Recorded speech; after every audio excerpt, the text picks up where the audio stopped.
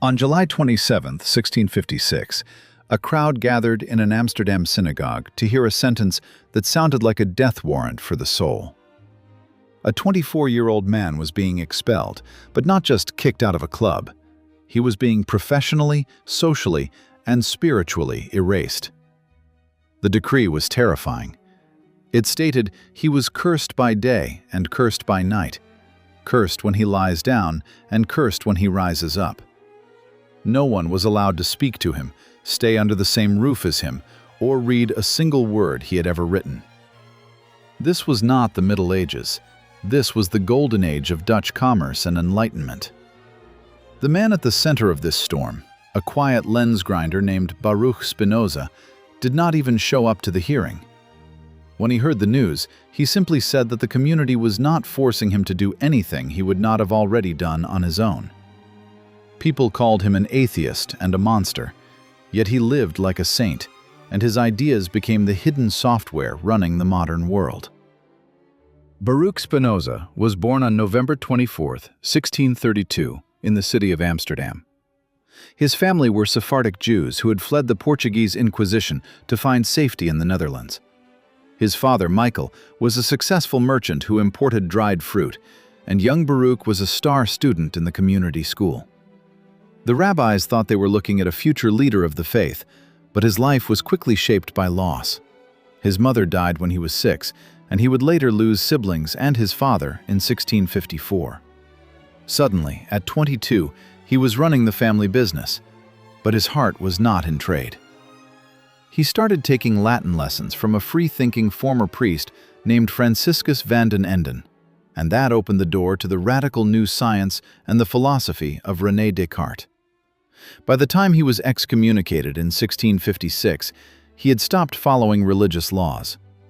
He changed his name to Benedictus, which is just the Latin version of Baruch, meaning blessed. He did not want wealth or fame. He moved to the countryside and learned the craft of grinding optical lenses to support his simple lifestyle. He lived in Rijnsburg, then Voorburg, and finally settled in The Hague in a tiny rented room. He even turned down a prestigious job as a professor at Heidelberg University because he refused to give up his absolute freedom to think.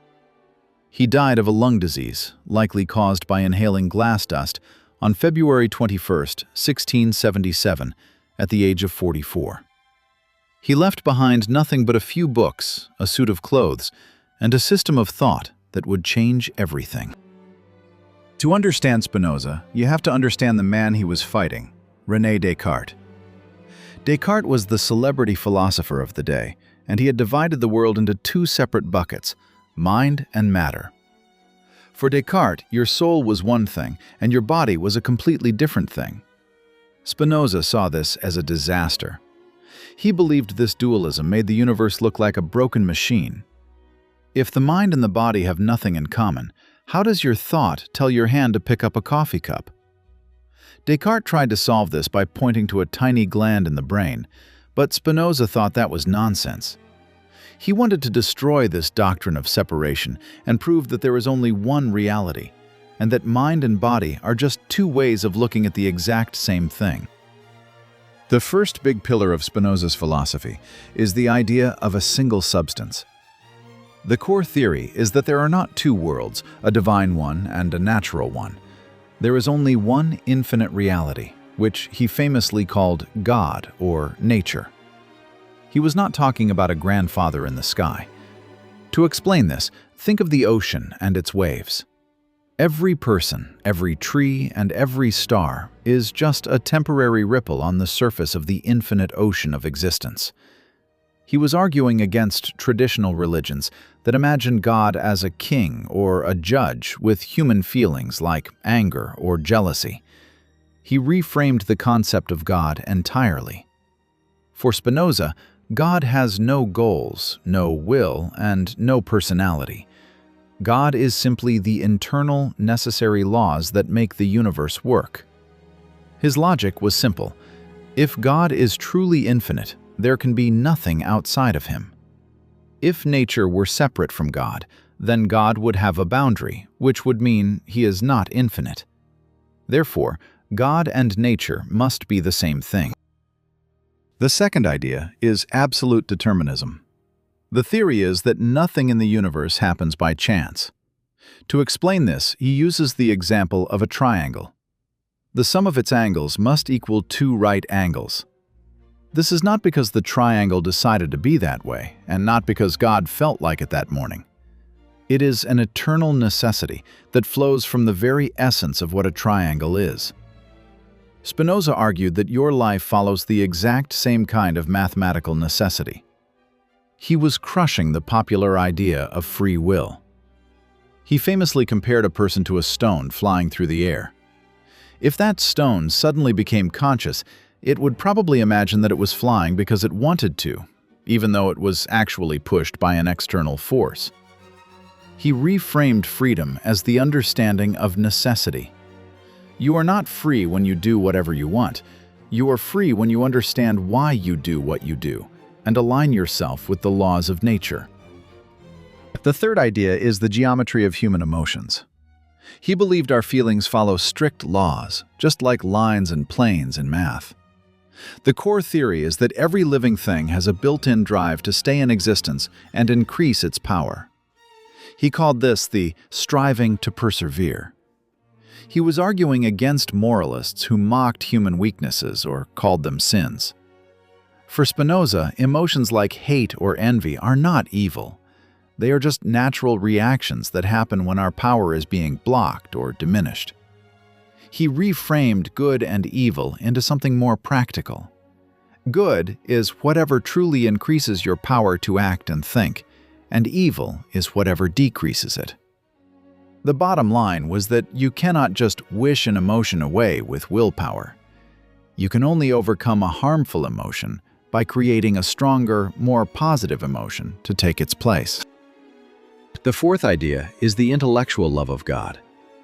This theory claims that the highest possible human happiness is simply the clear understanding of how the universe works. He was not talking about a religious ritual, but the joy of discovery. He was arguing against a faith based on fear of hell or hope for a reward in heaven.